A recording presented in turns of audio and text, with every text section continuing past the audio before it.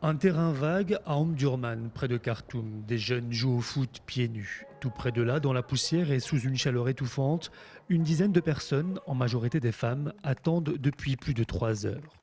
Au coucher du soleil, fin de l'attente, Fatima Abdelmahmoud arrive. Son dernier meeting avant le vote peut commencer.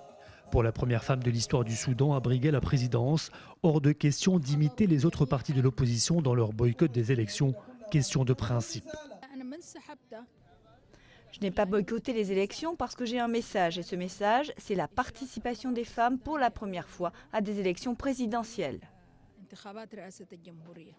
À 66 ans, Fatima Abdelmahmoud n'a rien perdu de son ardeur militante. Jusqu'au bout, elle tente de convaincre les femmes de prendre leur destin en main en allant voter.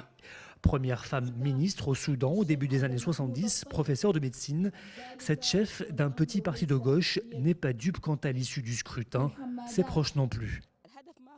L'objectif, ce n'est pas qu'elle devienne présidente. Le but, c'est de donner des droits aux femmes soudanaises et de leur donner des postes. La constitution soudanaise réserve un quart des 450 sièges de députés à des femmes. Mais la candidate veut aller plus loin, gratuité des études et des soins, égalité des sexes. Fin du meeting, remontée, les indécises ne le sont plus. Elle est très bien et quand je la vois, je suis très heureuse.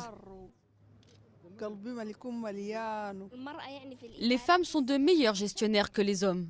Même si elle est sûre de ne pas devenir présidente, cette fois-ci, Fatima Abdelmahmoud compte bien peser sur la constitution du futur gouvernement avec toujours la même philosophie, le plus possible de femmes ministres.